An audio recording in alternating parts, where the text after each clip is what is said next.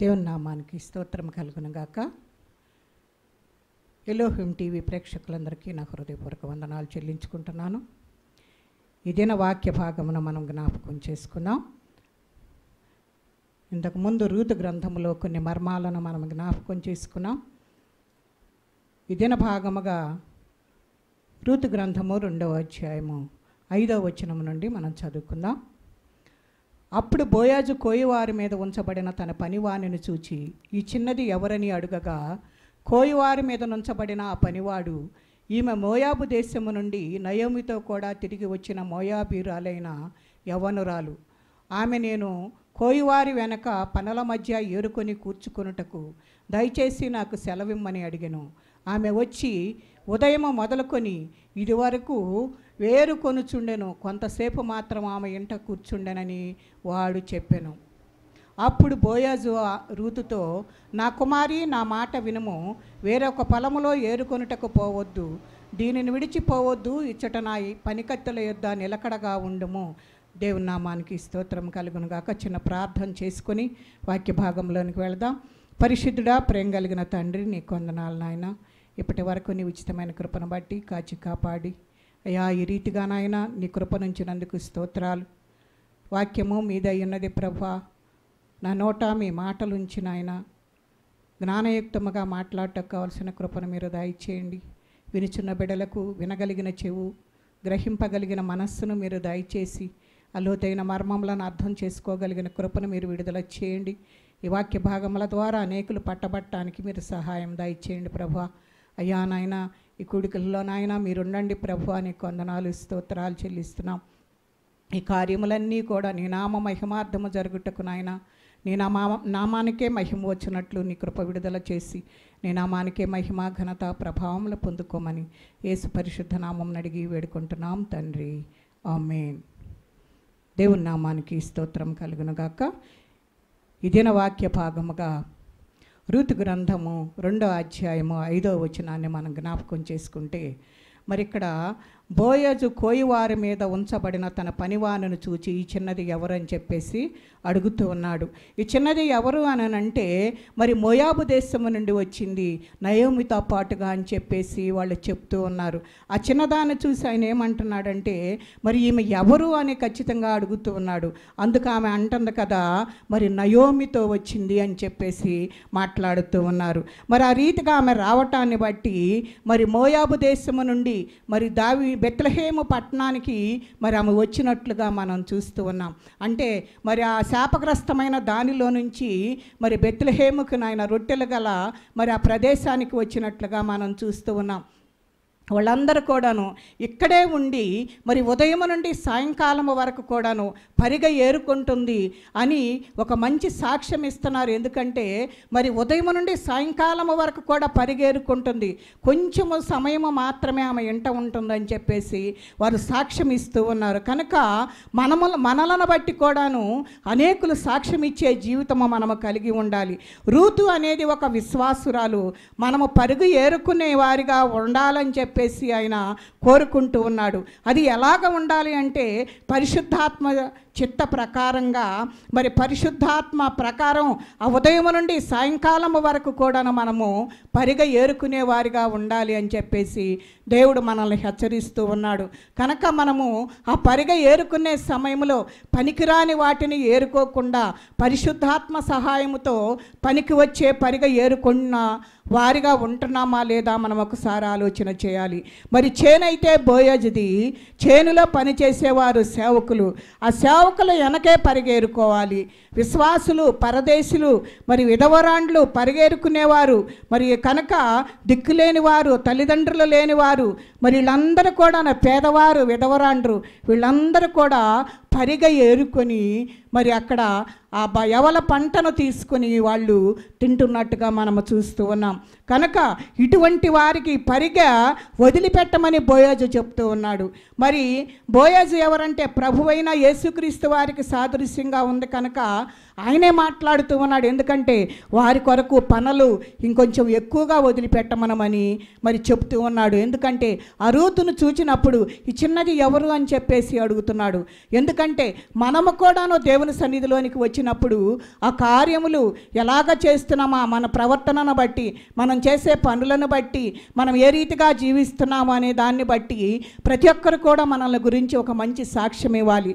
రూతును బట్టి మరి ఆ పనివారు మంచి సాక్ష్యం ఇస్తున్నారయ్యా, ఉదయం నుండి మరి సాయంకాలం వరకు కూడాను పరిగె ఏరుకుంటూనే ఉంది అని చెప్పేసి. మనము కూడాను ఉదయం నుండి సాయంకాలం వరకు కొంత సమయం మాత్రమే మనము ఇంటిలో ఉండి పరిశుద్ధాత్మ సహాయముతో మరి ఆ బోయజు పొలములో మనము మరి పరిగె ఏరుకునే వారిగా ఉండాలని చెప్పేసి దేవుడు ఇక్కడ మనతోటి మాట్లాడుతూ ఉన్నాడు. మరి అలాగన మనము చేస్తున్నామా లేదా అనేది ఒకసారి మనలను మనము మరి పరీక్ష చేసుకోవాలని చెప్పేసి దేవుని వాక్యము మనకు మరి చెప్తూ ఉంది. కనుక పనిచేసేవారు ఎవరంటే సేవకుడు. సేవకునితోటి మనము వారి వెనకాలే నడవాలి. ఆ వెనకాలే నడుస్తూ మరి ఆయన చెప్పిన దానికి మనము లోబడాలి. ఆయన ఏదైతే చెబుతాడో మనము అది చేయటానికి ఇష్టపడాలి. మరి సేవకుని వెంబడించకుండా మన ఇష్టానుసారంగా ఉండటానికి వీల్లేదు. కనుక ఆ సేవకుడు చెప్పే వాక్యాన్ని కూడా మనము అనుసరించి నడిచేవారిగా ఉండాలి. వాక్యమును ఎప్పుడైతే మనం అనుసరిస్తామో దేవునికి కూడా మనము లోపడతాం. సేవకునికి ఎప్పుడైతే లోపడతామో మరి దేవునికి కూడా లోపడతామని చెప్పేసి దేవుని వాక్యము మనకు సెలవిస్తూ ఉంది. కనుక ఒకవేళ ఆ సేవకుని కనుక మనము విసర్జిస్తూ మరి ఆయన మాటకు లోబడకుండా ఉంటే, కనబడిన ఆ సేవకునే మనం లోబడకుండా ఉండినప్పుడు మరి కనబడన దేవునికి ఎలాగ లోబడగలుగుతామో. కనుక మనం ఏంటి అనంటే సేవకుని మనము వెంబడించాలి. సేవకుని వెనకమాలే మనం ఉండాలి. ఆ పొలంలో మనం పరిగెరుకోవాలంటే సేవకుడు చెప్పేదాన్ని మనము మరి తూచా తప్పకుండా చేసేవారుగా ఉండాలి. ఆ సేవకుడు కూడా పరిశుద్ధాత్మ పూర్ణుడుగా ఉండి మనల్ని జాగ్రత్తగా నడిపిస్తున్నాడా లేదా అన్నది ఒకసారి మనము ఆలోచన చేసుకోవాలి. కనుక పరమబోయోజైన యేసు ప్రభు పరిగె ఏరుకుంటున్న రూతుని గురించి సాక్ష్యము వాళ్ళు చక్కగా చెప్తున్నట్లుగా మనం చూస్తూ ఉన్నాం. మరి పనివారి మీద అధికారంగా ఉన్నవాడు కూడా ఏమంటున్నాడు అని అంటే మరి ఆయన ఎవరు అని అంటే సేవకుడు. ఆ సేవకుడినే మనము దుఃఖపెట్టకుండా, వాళ్ళని విసిగించకుండా, వాళ్ళతోటి మనము జాగ్రత్తగా మరి వాళ్ళని వెంబడించే వారిగా ఉండాలి అని చెప్పేసి దేవుడు మనతోటి మాట్లాడుతున్నాడు. అవిధేయంగా ప్రవర్తించకూడదని చెప్పేసి వాళ్ళను దుఃఖపెడితే మనకేది సంతోషం ఉండదో వాళ్ళు సంతోషముగా మరి సేవ చేయాలి సంఘములో.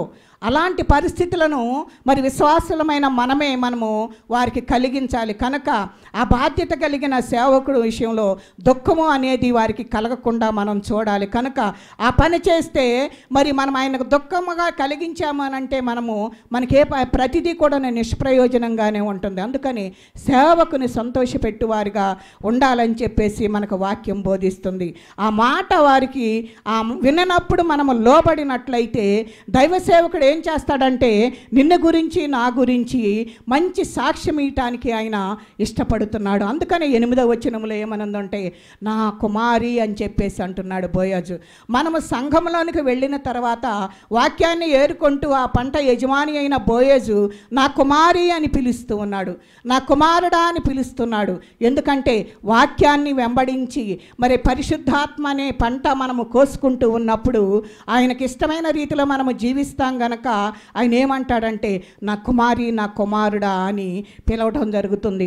సంఘంలోనికి వెళ్ళిన మనం అందరం కూడా పరిగె ఏరుకుంటున్నాము. పనికిరానివి ఏవైనా ఉంటే పనికిరానివి ఏంటో మనకు తెలియదు కనుక మరి దేవుని యొక్క ఆత్మ మరి మనల్ని వెంబడిస్తూ ఉంటుంది కనుక అవి ఏవో మనకు పరిశుద్ధాత్మ దేవుడు తెలియజేస్తాడు. మరి బోయజు పొలములో పండిన పంట మరి పరిశుద్ధాత్మ సంబంధమైన బోధ, ఆత్మ సంబంధమైన బోధ మరి మనకు అవసరమైనది కనుక పరిశుద్ధాత్ముడు మనకి అందించటానికి ఇష్టపడుతూ ఉన్నాడు. కనుక వీటిని జాగ్రత్తగా విని వాక్యమును ఏరుకొని ఇంటికి తీసుకొని పోవాలి మనం. ఎందుకంటే వాక్యాన్ని నేను తిన్నాను అని చెప్పేసి మాట్లాడుతూ ఉంది బైబిల్ వాక్యం. కనుక మనము వాక్యాన్ని భుజించాలి. ఆ భుజించిన దాన్ని ప్రభువు నిజమైన మనకు వాక్యానుసారంగా జీవించాలి అంటే ఆత్మానుసారమైన బోధ విని ఆత్మానుసారంగా జీవించటము మనము నేర్చుకోవాలి.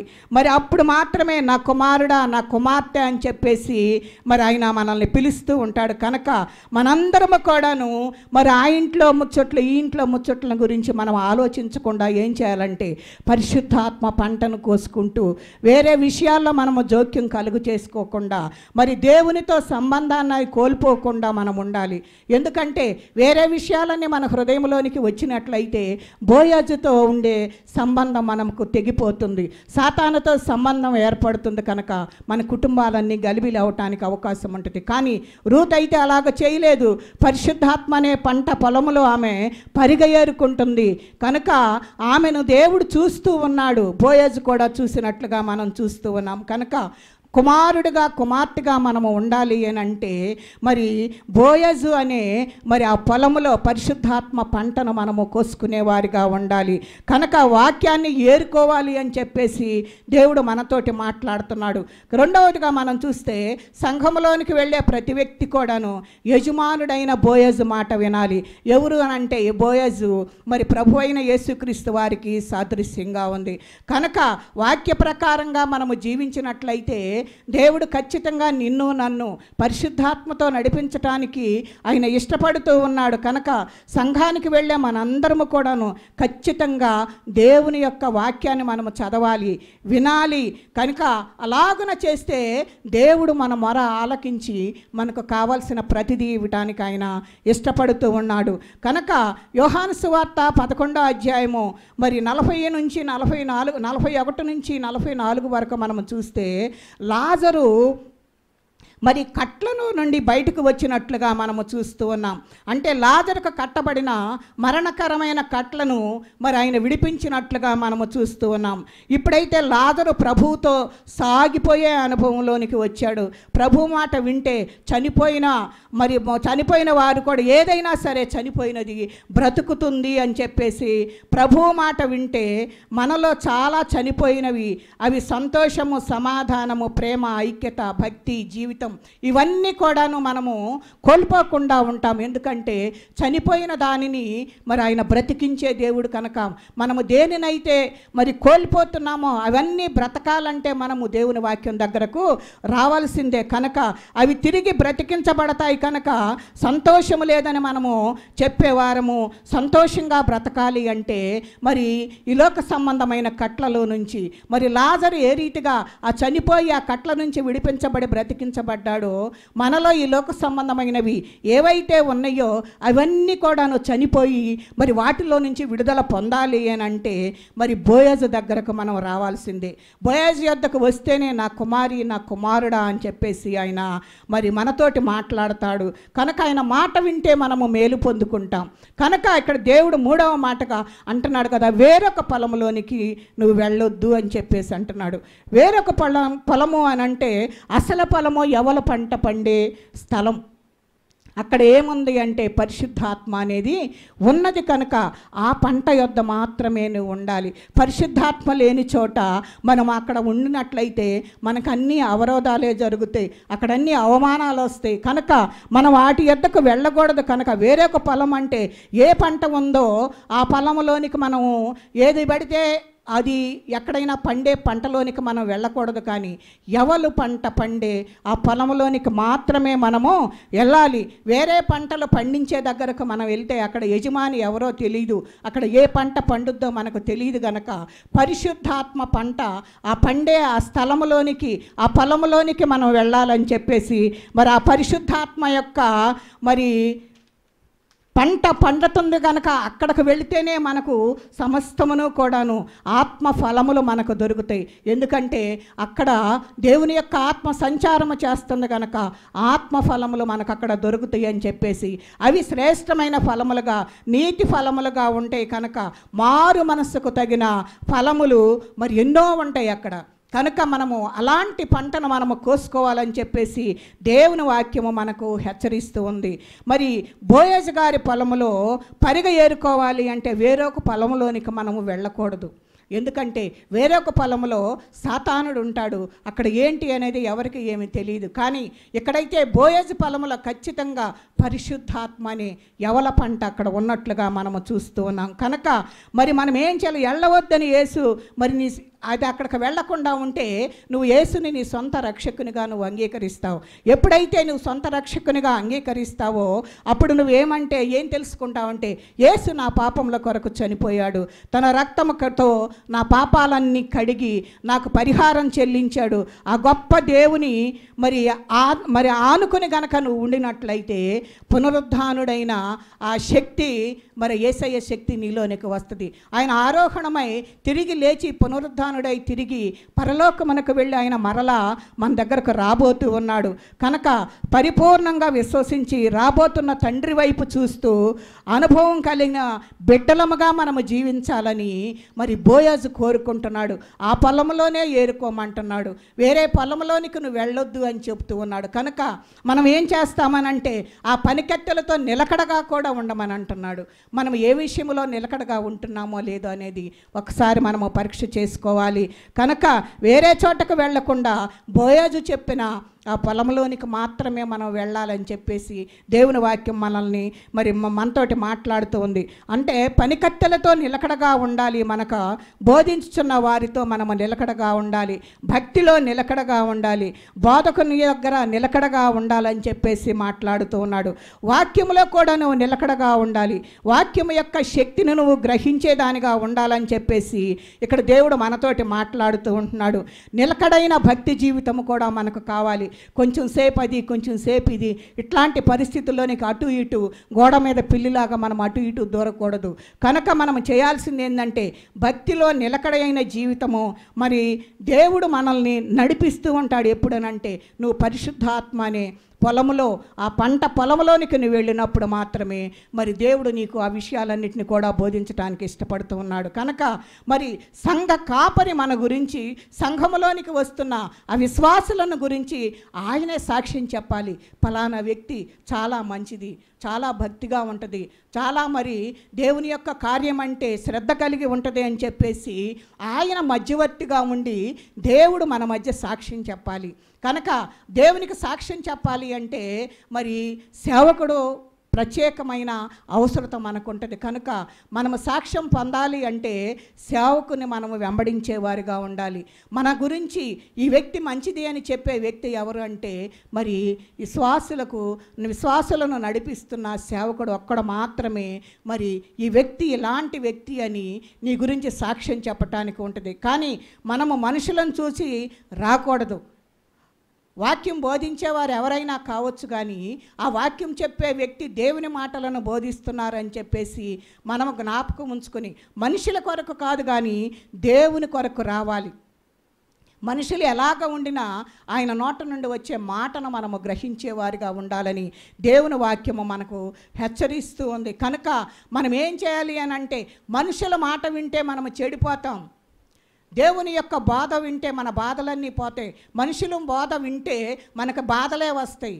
కానీ దేవుని మాట వింటే మనకు బాధలన్నీ కూడా తగ్గిపోతాయి అని చెప్పేసి దేవుని యొక్క మనలను హెచ్చరిస్తూ ఉండగా మనమందరం కూడా ఆ స్థితి కలిగి ఉండాలని దేవుడు కోరుకుంటూ ఉన్నాడు.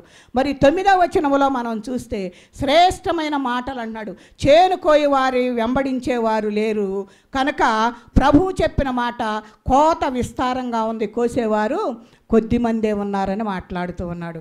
కనుక మనము కోసేవారిగా ఉండాలి. కోసేవారి వెనక మనము కూడాను ఆ పనులు నేర్చుకోగలిగిన పరిస్థితుల్లో మనము ఉండాలి. కనుక మనలను ఏమంటున్నాడంటే ప్రార్థన చేయమని చెప్పేసి ఆయన కోరుకుంటున్నాడు.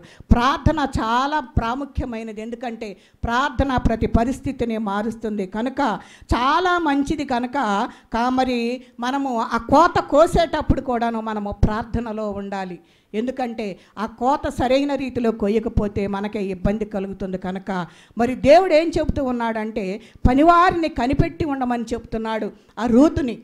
కనుక పరిశుద్ధాత్మ అనే పంటను మనము కోసుకుంటూ ఏరుకుంటున్నప్పుడు, వాక్యాన్ని వేరుకుంటున్నప్పుడు దేవుడు మనకు కాపుదలనిస్తాడు. ఏం చేస్తున్నాడంటే బోయాజు అక్కడ ఏం మాట్లాడుతున్నాడు అని అంటే ఆమెను కనిపెట్టుకొని ఉండమని చెప్తూ ఉన్నాడు. పొలంలోనికి దానికి నిర్దాక్షిణ్యంగా మరి వాళ్ళను మరి జాగ్రత్తగా చూసుకోమని చెప్తూ ఉన్నాడు.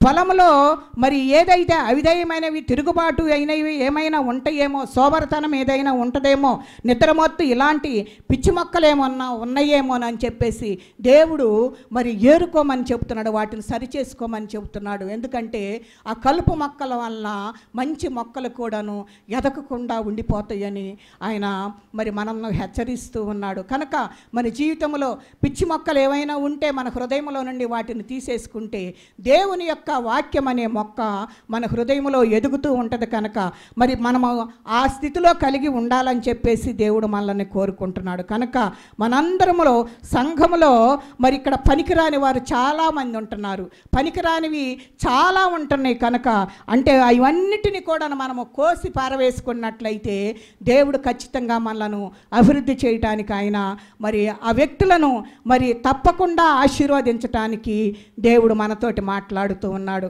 కనుక మనందరము కూడాను ఆ పొలంలో ఉంటే దేవుని యొక్క ఆశీర్వాదము మనకు వస్తుంది అని చెప్పేసి దేవుడు మనతోటి మాట్లాడుతున్నాడు. కనుక మరి పిచ్చి మొక్కలు ఏమైనా ఉంటే ఆ పొలంలో ఖచ్చితంగా వాటిని తీసివేసుకోవాలి. మన హృదయంలో దేవునికి అయిష్టమైనవి ఏమైతే ఉన్నాయో అవన్నీ కూడాను కోసి పారవేయాలి. అంతేకాకుండా మరి మనము ఎలాగన వాటిని మరి కోసి ప్రక్కకు తీసివేయాలో, మనము పరిశుద్ధాత్మ నడిపింపులో ఉంటే అవన్నీ కూడాను ఎలాగ తీసుకువేసుకోవాలో పరిశుద్ధాత్మ దేవుడు మనకు ఖచ్చితంగా మనకు సహాయం చేస్తాడు. కనుక మరి సంఘాల్లో తప్పు చేస్తే నిర్దాక్షిణ్యంగా సేవకుడు సరిచేయాల్సి వస్తుంది. కనుక మరి యవనస్తులు అంటే యవన బిడ్డలుగా వాస్తవానికి బోయోజు పొలములో ఏరుకుంటున్న యవనస్తురాలైన బిడ్డ రూతు, ఆ రూతుని మరి చెప్తూ ఉన్నారు కదా అక్కడ పనివారు, ఎవరు కూడా ఆమెను ముట్టకూడదు అని చెప్తున్నాడు. యవనస్తులంటే పాపాలు నేను పెరిగిపోతాయి అని చెప్పేసి మనం అందరం అనుకుంటున్నాం. యవనస్తులు జాగ్రత్తగా ఉండాలని చెప్పేసి మరి దేవుడు మనతోటి మాట్లాడుతూ ఉన్నాడు. పెరుగుతూ వయసు అయిపోతుంది కానీ నా పాపానికి వయసు అవ్వలేదు అని చెప్పేసి అంటున్నాడు. అబద్ధానికి వయసు అవ్వలేదు కానీ నేను చనిపోయినను ఆ అబద్ధం అలాగే నిలబడి ఉంటుంది. కనుక మనము చేస్తున్న పాపాలు యవనస్తులు, అది వ్యభిచారం కానీ, త్రాగుదనం కానీ, దొంగతనం కానీ ఇవన్నీ కూడాను యవనస్తులే. కనుక ఇవన్నీ చేయకూడదని బోయాజు యవనస్తులకు ఆజ్ఞాపిస్తున్నాడు. కనుక నువ్వు బోయాజు పొలంలో ఉంటే నీవు ఆ పొలంలో పరిగ ఏరుకుంటే వాక్యాన్ని ఏరుకుని వాక్యానుసారంగా జీవించే బిడ్డగా పాప సంబంధమైన మరి యవనస్తుల పాపాలను ముట్టకూడదని మరి ఎలాగున రూతుకు ఆజ్ఞాపిస్తూ ఉన్నాడు పరమ బోయాజు అయిన యేసు ప్రభువారు మనకు ఆజ్ఞాపిస్తూ ఉన్నాడు. కనుక మందిరానికి వెళ్ళి ఇంకా పాపాలు చేస్తూ ఉంటే మరి కోపం, పగ, అసూయ, ద్వేషం ఇవన్నీ కూడాను ఇవన్నీ కూడా మనకు యవనస్తులే. మన హృదయంలో ఉన్న యవనస్తులు ఏంటంటే ఈ పాపము, శాపం ఇవన్నీ కూడాను మరి యవనస్తులుగా మన హృదయంలో నివసిస్తూ ఉన్నాయి. కనుక అవి మన దగ్గరకు రాకుండా చేసుకోవాలని బోయజు మరి ఆ పనివారికి అలాగున మరి చెప్తూ ఉన్నాడు. కనుక పనివారి చేదే నీళ్లు అంటే పరిశుద్ధాత్మ మరి గ్రంథము ప్రకారంగా ఆ నీళ్లు త్రాగాలి అని చెప్పేసి మాట్లాడుతూ ఉన్నాడు.